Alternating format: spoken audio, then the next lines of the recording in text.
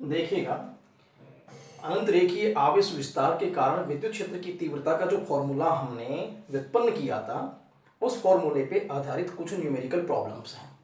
उनमें सबसे पहली न्यूमेरिकल प्रॉब्लम हम लेते हैं एग्जाम्पल 2.10, जो पेज नंबर 35 पर है। इस एग्जाम्पल में क्या दिया गया है कि तुम्हारे पास में एक ए बी अनंत रेखीय आवेश विस्तार है, जिसके ऊपर रैखिक आवेश घनत्व लैम्डा की जो वैल्यू है वो 2 माइक्रो कूलम पर मीटर है, 2 गुना 10 की घात -6 कूलम प्रति मीटर। और इस अनंत रेखीय आवेश विस्तार से r दूरी पर, अर्थात r भी दी गई है 20 सेंटीमीटर, जिसको SI में हम SI मात्रक में 20 गुना 10 की घात -2 मीटर लिख सकते हैं, पर बिंदु P है जहां हमें विद्युत क्षेत्र की तीव्रता ज्ञात करनी है, अर्थात यहाँ 1 कूलम आवेश रखा जाए वो कितना बल अनुभव करता है ये ज्ञात करना है। तो इसके लिए हम क्या करते हैं, देखिए आपको क्या क्या दिया गया है, लैम्डा की वैल्यू दी गई है, r की वैल्यू दी गई है और विद्युत क्षेत्र की तीव्रता पूछी है। लेकिन हम जानते हैं क्या कि किसी अनंत रेखीय आवेश विस्तार के कारण विद्युत क्षेत्र की तीव्रता का फार्मूला E बराबर lambda upon 2 pi epsilon not r है। लेकिन यदि मैं 2 से ऊपर मल्टीप्लाई कर दूं और 2 से नीचे कर दूं तो नीचे कितना हो जाएगा, 4 पाई एप्सिलॉन नॉट r। तो ऐसी स्थिति में 1/4 पाई एप्सिलॉन नॉट ये टर्म k बन जाएगी, तो इसकी जगह k लिख देंगे, तो 2k लैम्डा अपॉन में r। क्लियर। अब ये फार्मूला जो है वो न्यूमेरिकल प्रॉब्लम सॉल्व करने के लिए सुविधाजनक रूप में चला गया। अब क्या किया जाए, अब हम इनकी वैल्यूज रखें, 2 की जगह 2 रख दिया, k की वैल्यू 9 गुना 10 की घात 9, लैम्डा की वैल्यू दे रखी है 2 गुना 10 की घात -6 और दूरी दे रखी है 20 गुना 10 की घात -2। लेकिन सबसे पहले हम इस 2 से इस 20 को कट कर देंगे तो कितना आ गया, 10 आ गया। अब हम संख्या देखें, 2 और 9, 9 दूनी 18, ऐसे कैसे लिख देंगे। अब 10 का फैसला करें, 10 का फैसला करेंगे तो 10 की घात -2 है, तो ऊपर जाएगी तो ये प्लस की 2 हो जाएगी, तो 9 2 11, ये 10 की पावर यहाँ 10 की पावर 1 है, ये ऊपर जाएगी 10 की घात -6, पहले सी थी 10 की घात -7, अर्थात 11 में से 10 की घात -7 जो है उसको हम सॉल्व करेंगे तो हमारे पास 10 की घात 4 आ जाएगी, क्योंकि 11 में से 7 गए तो 4 बच गए, तो 10 की पावर हमने कितनी लिख दी, 4 लिख। अब हमारे पास में साइंटिफिक नोटेशन लिखना है, एक अंक छोड़ करके दशमलव लगाएंगे, तो फिर यहाँ हम क्या करेंगे, 10 से भाग देंगे और 10 से गुणा करेंगे, तो गुणा करने पर ये 10 की पावर तो बन जाएंगी 5 और 18 बटे में 10, 10 का भाग देंगे 18 में तो 1.8। इस प्रकार ये साइंटिफिक नोटेशन में लिखा जाएगा। तो फिर हम कह सकते हैं कि विद्युत क्षेत्र की तीव्रता जो है वो 1.8 गुना 10 की घात 5 वोल्ट पर मीटर आ गई। इसका मतलब ये जो न्यूमेरिकल था वो डायरेक्ट फार्मूला बेस्ड था, यहाँ पर जो है हमें सीधी ही वैल्यूज पुट करनी थी, सुविधाजनक जो फॉर्मूला था विद्युत क्षेत्र की तीव्रता का, और फिर हमें इसको सोल्व करना था। लेकिन ये एक और एग्जाम्पल है, ठीक उसके बाद वाला एग्जाम्पल 2.11 पेज नंबर 35 के ऊपर, और ये बोर्ड में भी आया है, तो ये थोड़ा सा है टिपिकल बन जाता है।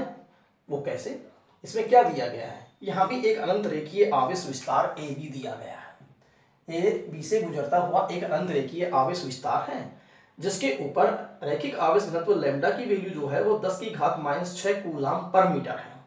क्लियर है बात, ये तो हो गया है इसका रैखिक आवेश घनत्व।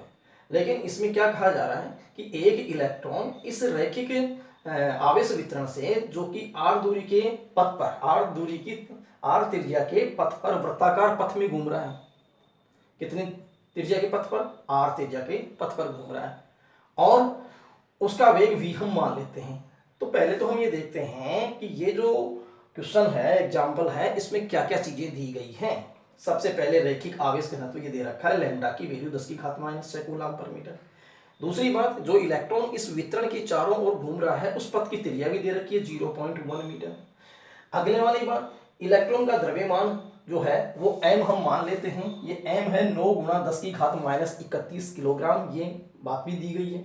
और इलेक्ट्रॉन पर आवेश हम क्यों मान लेते हैं, ये 1.6 गुना 10 की घात -19 कूलम। अब आपको ये बताना है कि इलेक्ट्रॉन किस वेग से इस वृत्तीय पथ पर घूमेगा, उस वेग को ज्ञात करना है। ठीक है, तो फिर हम कैसे ज्ञात करें, देखिए सबसे पहली बात तो यह है कि जैसे ये एक अनंत रेखीय आवेश विस्तार है और इलेक्ट्रॉन जो है इसके चारों ओर वृत्तीय पथ पर घूम रहा है, तो यहाँ वृत्तीय पथ पर घूमने के लिए एक अभिकेंद्री बल की आवश्यकता होती है। अब इलेक्ट्रॉन खुद नेगेटिव है, ये हमारे पास में जो है वो पॉजिटिव या धनात्मक आवेश का वितरण है, तो फिर यहाँ इन दोनों के बीच में एक जो है वो फोर्स लगेगा, इलेक्ट्रिक फोर्स लगेगा। लेकिन वो हम फोर्स या वो बल कैसे निकालते हैं? वो बल हम F बराबर QE से निकालते हैं।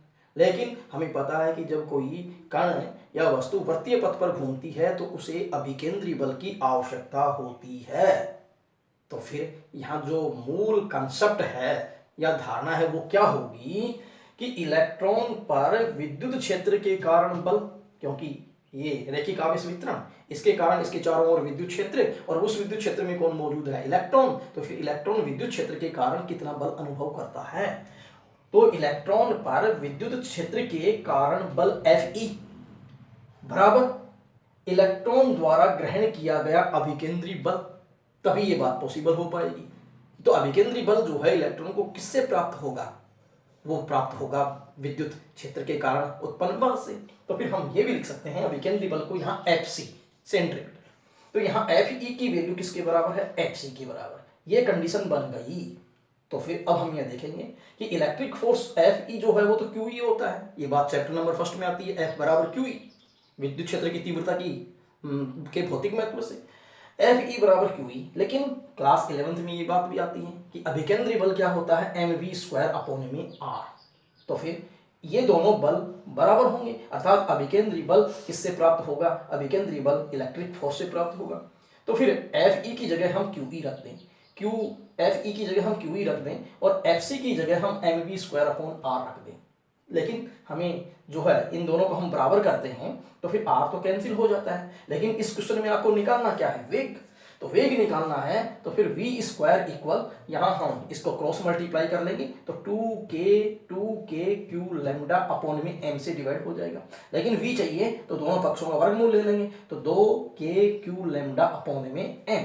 ये फार्मूला बन करके तैयार है। अब इसमें जो रिक्वायरमेंट है जिन राशियों की, वो राशियां हमें सारी ज्ञात हैं। चलिए हम ये राशियां लिख देते हैं। कैसे लिखेंगे? देखिए v बराबर ये 2 का 2, k का मान कितना होता है? 9 × 10⁹। q इलेक्ट्रॉन पर आवेश का मान कितना होता है? 1.6 × 10⁻⁻⁹। लैम्डा कितना दे रखा है? 10⁻⁻6। तो लैम्डा की वैल्यू कितनी लिख दी यहाँ पर? 10⁻⁻6 बटे में द्रव्यमान। द्रव्यमान कितना है यहाँ पर इलेक्ट्रॉन का? 9 × 10⁻31 ये दिया हुआ है।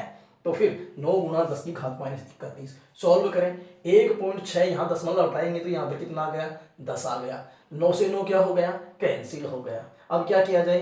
पहले संख्या को हम देखें कौन कौन सी रहेगी। 2 और 16, तो 2 × 16। अब 10 का फैसला कर ले हम। 10 का फैसला करेंगे तो ये 10⁻14 बन करके आएगी। अब ये वर्गमूल में है, हमें जो है वर्गमूल लेना है। तो फिर 16 का वर्गमूल तो कितना होगा? 4। लेकिन 2 को वर्गमूल में रख दिया। 10⁻14 की पावर 1/2 करेंगे तो 10⁻7 रह गई। अब वर्गमूल 2 का मान 1.414 होता है। ठीक है, ये मान यहाँ रख देंगे, 4 को इससे गुणा कर देंगे, ये टर्म आ जाएगी। तो फिर हमारे पास में वेग का मान 5.65 × 10⁻7 मीटर पर सेकंड आ जाएगा। तो कहने का मतलब ये हुआ कि इस क्वेश्चन के अंदर एक टेक्निक काम करती है, और वो टेक्निक क्या काम करती है? वो टेक्निक यही है, क्या इलेक्ट्रॉन द्वारा विद्युत क्षेत्र के कारण अनुभव किया गया बल इलेक्ट्रॉन द्वारा ग्रहण किया गया अभिकेंद्रीय बल होगा। यदि ये कंडीशन हमारे समझ में आ जाए, उसके बाद में हम इलेक्ट्रिक फोर्स Fe = QE और अभिकेंद्रीय बल जो है Fc बराबर mv²/r जाने, तो फिर इन दोनों को फार्मूले को हम बराबर रख देते हैं। तो बराबर रख देने से हमारे पास में वेग का मान v का फार्मूला इस तरीके से बन जाता है। और इस फार्मूले के अंदर यदि हम ये वैल्यूज पुट कर दें, कैलकुलेशन कर लें, तो ये वेग प्राप्त हो जाता है। तो ये क्वेश्चन जो है वो बोर्ड में पूछा गया था इस बार। तो ये जो है थोड़ा सा टेक्निक पर आधारित है, इस पर हमारी कंसेप्ट जो है वो क्लियर होनी चाहिए। तो इस प्रकार हम कह सकते हैं कि ये जो 2 एग्जाम्पल हैं, इन 2 एग्जाम्पल जो है वो रैखिक आवेश वितरण से जो है वो रिलेटेड है। क्लियर? तो अब आप इनको जो है दोनों एग्जाम्पल्स को उतार लीजिए और इनको एक बार फिर से आप रिपीट करेंगे। क्लियर?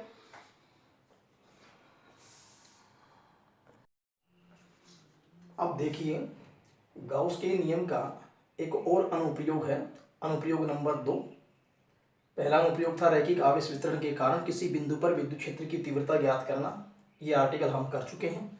लेकिन अब जो दूसरा आर्टिकल है, जो इसी गाउस के नियम का अनुप्रयोग है, कि अपरिमित समरूप आवेशित अचालक परत के कारण विद्युत क्षेत्र की तीव्रता ज्ञात करना। ये अपरिमित अचालक परत है। जैसे फॉर एग्जाम्पल, मैं कोई एक जो है पॉलीथीन की थैली लूँ, उसको बालों से रगड़ूँ, तो हमारे पास में यदि उस पॉलीथीन की थैली का आकार इनफाइनाइट हो, लेंथ में भी विड्थ में भी, तो वो पॉलीथीन की थैली क्या कहलाएगी?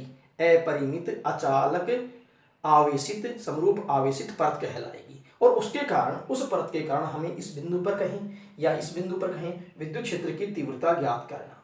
तो अब आप ये एक पॉलीथीन की थैली मान सकते हैं या एक पतली अचालक परत समरूप आवेशित परत मान सकते हैं, जिस पर पृष्ठ आवेश घनत्व कितना है? सिग्मा है। और हमें इस बिंदु P पर विद्युत क्षेत्र की तीव्रता ज्ञात करनी है। तो फिर हमें गाउस के नियम को अप्लाई करना है। तो गाउस के नियम को अप्लाई करने के लिए हमें जो है एक पृष्ठ, एक काल्पनिक बंद पृष्ठ जिसे गाउसियन पृष्ठ कहते हैं, उसे मानना होता है। तो हमने ये एक बेलनाकार पृष्ठ मानी। अब सममिति में जितनी इधर है उतनी ही ये इधर है, क्योंकि ये बात हम जान चुके हैं। तो हमने ये एक बेलनाकार पृष्ठ मानी जिसका अनुप्रस्थ काट क्षेत्रफल S है, S एरिया है। तो फिर इसका मतलब ये जो परत का इतना हिस्सा है ये इस बेलनाकार पृष्ठ के अंदर मौजूद है, और इस पृष्ठ पर पृष्ठ आवेश घनत्व कितना है? सिग्मा है। और हमें इस बिंदु पर विद्युत क्षेत्र की तीव्रता ज्ञात करनी है। तो हम इस पृष्ठ को, इस बेलनाकार पृष्ठ को हम तीन तरह की पृष्ठों से निर्मित मान सकते हैं।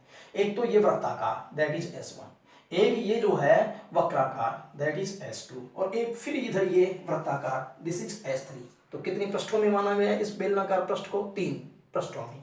ये दो पार्ट तो कैसे हो गए? वृत्ताकार, और ये कैसा हो गया? वक्राकार। तो अब हम इन तीनों पृष्ठों से निकलने वाला जो है वो फ्लक्स कितना है, ये परिभाषा की मदद से ज्ञात करेंगे। तो गाउस के नियम के जितने भी अनुप्रयोग हैं उनमें सिर्फ एक ही कंसेप्ट काम करती है कि पहले परिभाषा की मदद से फ्लक्स निकाला जाए, फिर उसके बाद में गाउस के नियम से फ्लक्स निकाला जाए, फिर दोनों फ्लक्स क्या कर दिए जाएं? बराबर कर दिए जाएं, और वहां से विद्युत क्षेत्र की तीव्रता ज्ञात कर ली जाए। ऐसा ही हमने रैखिक आवेश वितरण वाले केस में भी किया था। कुल फ्लक्स निकाला था, फिर गाउस का नियम लगाया था, दोनों स्थिति में जो फ्लक्स आया था उनको बराबर किया था, और वहां से हमने विद्युत क्षेत्र की तीव्रता निकाली थी। तो ये जो है मूल कंसेप्ट है गाउस के नियम से विद्युत क्षेत्र की तीव्रता ज्ञात करने के लिए। चलिए हम यही कार्य यहाँ भी करते हैं। तो सबसे पहले हम यहाँ इसकी भूमिका में देखें कि सिग्मा पृष्ठ आवेश घनत्व की अपरिमित अचालक परत दर्शाई गई है। ठीक है, इसका पृष्ठ आवेश घनत्व सिग्मा, जिसके कारण बिंदु P पर, इस बिंदु पर विद्युत क्षेत्र की तीव्रता ज्ञात करनी है। ठीक है, तो इसके लिए हमने क्या किया? कैपिटल S अनुप्रस्थ काट क्षेत्रफल की बेलनाकार गाउसियन पृष्ठ कल्पित करते हैं, और इस पृष्ठ को तीन पृष्ठों, कौन कौन सी बताई मैंने? बीबी, S1, S2, S3 से बना मान सकते हैं। क्लियर? तीन पृष्ठ हो गए। लेकिन अब हम बारी बारी से इनसे निकलने वाला फ्लक्स परिभाषा की मदद से निकालते हैं। तो पहले पृष्ठ S1 से निर्गत फ्लक्स, तो ये हमारे पास में एक ds अल्पांश क्षेत्रफल है, और यहाँ विद्युत क्षेत्र की तीव्रता E, ये हमें पता है कि किसी भी रैखिक आवेश वितरण या पृष्ठ आवेश वितरण के कारण विद्युत क्षेत्र की तीव्रता उस वितरण व्यवस्था के ठीक लंबवत होती है। ये बात बताई गई है। किसी भी वितरण व्यवस्था के कारण विद्युत क्षेत्र की तीव्रता, ये वितरण व्यवस्था है, और इस बिंदु पर विद्युत क्षेत्र की तीव्रता इसके लंबवत होगी। तो फिर इस क्षेत्रफल का अभिलंब भी इधर ही हो गया, और जो है विद्युत क्षेत्र की तीव्रता भी इधर ही होगी। तो फिर इस स्थिति में हम क्या लिखेंगे कि E फाई S1, पहले तो flux phi S1 E dot ds परिभाषा से E ds cos थीटा, लेकिन इस पृष्ठ S1 के लिए E समांतर किसके है? ds के। तो थीटा की वैल्यू कितनी होगी? 0। तो फिर फाई S1 तुम्हारे पास में कितना आ गया? E ds cos 0 कितना हो गया? 1। हम E को बाहर ले लेंगे तो integration of ds into S1, लेकिन इस छोटे छोटे टुकड़ों का इंटीग्रेट करेंगे पूरी पृष्ठ का, तो हम ये बता चुके हैं कि इसका अनुप्रस्थ काट कितना था? S, इसलिए इंटीग्रेशन ऑफ जो ds है फॉर S1 वो S के बराबर हो जाएगा। तो फिर ये चीज यहाँ पर आ गई, फाई S1 बराबर E इंटू में S, और ds इंटीग्रेशन फॉर S1 किसके बराबर है? S, अनुप्रस्थ काट की। ये फ्लक्स किससे आया? ये फ्लक्स आया इतने से भाग से। अब किसकी बात करते हैं? अब वक्राकार भाग की बात करते हैं। तो phi S2 equal E dot ds equal S2 E ds cos theta, ये तो परिभाषा से ऐसा कैसा लिखा जाएगा। लेकिन आ जाइए पृष्ठ S2 पर, बताइए विद्युत क्षेत्र की तीव्रता वितरण की क्या? लंबवत, और इस पृष्ठ का जो अभिलंब है वो ऊपर की ओर, तो दोनों के बीच में कितने का कोण हो गया, 90 डिग्री का। तो फिर अब हम यहाँ पर ई लंबवत है ds के, अर्थात थीटा कितना, 90 डिग्री। तो फाई s2 बराबर s2 e ds cos 90 करेंगे तो ये वैल्यू क्या आ जाएगी, 0। तो फिर दूसरे वाली जो पृष्ठ है वक्राकार, उससे निकलने वाला फ्लक्स क्या हो गया, 0। तो कितने पृष्ठों से फ्लक्स निकाल चुके, एक तो इससे और एक वक्राकार से। तो पहले वाली से तो S1 से तो कितना निकला, ES, फाई S2 कितना हुआ, 0। लेकिन अब आ जाइए S3 पृष्ठ पर। S3 पृष्ठ पे देखेंगे कि यहाँ मैं देखूं कि वितरण व्यवस्था से विद्युत क्षेत्र की तीव्रता तो वितरण के लंबवत होती है। ये पॉलीथीन की थैली है, बिंदु यहाँ लो तो यहाँ एक कूलाम रखोगे तो वो प्रतिकर्षण के कारण इधर ही जाएगा, यहाँ रखोगे तो इधर ही जाएगा। तो वितरण व्यवस्था के लंबवत ही विद्युत क्षेत्र की तीव्रता है, तो ई की डायरेक्शन इधर ही है।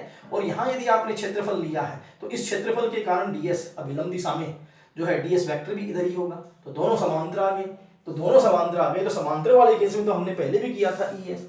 तो फिर इन सिमिलर भी अब हम यहाँ ये देखेंगे कि पृष्ठ S3 से निर्गत फ्लक्स, क्योंकि फाई S3 बराबर S3 E डॉट ds, लेकिन ये पहले भी हम निकाल चुके हैं, इसलिए मैं डायरेक्टली यहाँ पर ES लिख देता हूँ और यहाँ ये बताता हूँ कि E जो है वो समांतर है किसके, ds की। E किसके समांतर है, ds के। क्लियर, तो ये बात ES आ गई। तो इसका मतलब इससे निकलने वाला फ्लक्स ES, इससे भी निकलने वाला फ्लक्स ES और वक्राकार से निकलने वाला फ्लक्स 0। तो फिर मैं कुल फ्लक्स की बात करूं तो संपूर्ण बेलनाकार पृष्ठ के निर्गत फ्लक्स फाई बराबर phi S1 plus phi S2 plus phi S3। Clear, अब ये मान आपने phi S1 phi S2 phi S3 निकाले, ये रख दीजिए। फाई इक्वल फाई S1 कितना था, ES, फाई S2 कितना था, 0, फाई S3 कितना था, ES मिलकर कितना हो गया, 2ES। ये हो गया परिभाषा से फ्लक्स। लेकिन गाउस का नियम क्या कहता है, सिंगल स्टेप में फ्लक्स आता है, कैसे, लेकिन गाउस के नियम से फाई बराबर Q बटे में एप्सिलॉन नॉट। अब हमें आवेश तो नहीं दे रखा, लेकिन हम जान सकते हैं कि पृष्ठ आवेश में तो सिग्मा इकाई क्षेत्रफल पर आवेश है। तो फिर ये कितना बाउंड हो रहा है, क्षेत्रफल S, और S के ऊपर कितना आवेश हो जाएगा जब इकाई पर सिग्मा है, तो सिग्मा S। इसलिए Q की जगह कितना पुट कर देते हैं, सिग्मा S। इसलिए Q बराबर सिग्मा S। क्लियर, ये पृष्ठ आवेश घनत्व है। तो अब आपके पास ये तो फ्लक्स आया परिभाषा से, और ये फ्लक्स किससे आया, ये फ्लक्स तो आया परिभाषा से, सॉरी, और ये फ्लक्स किससे आया, गाउस के नियम से। दोनों को बराबर कर दो, तो 2ES को बराबर कर दिया sigma S upon epsilon not की, 2ES को बराबर कर दिया sigma S upon epsilon not की। S से S क्या हो गया, कैंसिल। आपको क्या निकालना है, E, 2 को शिफ्ट कर देंगे नीचे, तो E बराबर सिग्मा अपॉन में 2 एप्सिलॉन नॉट।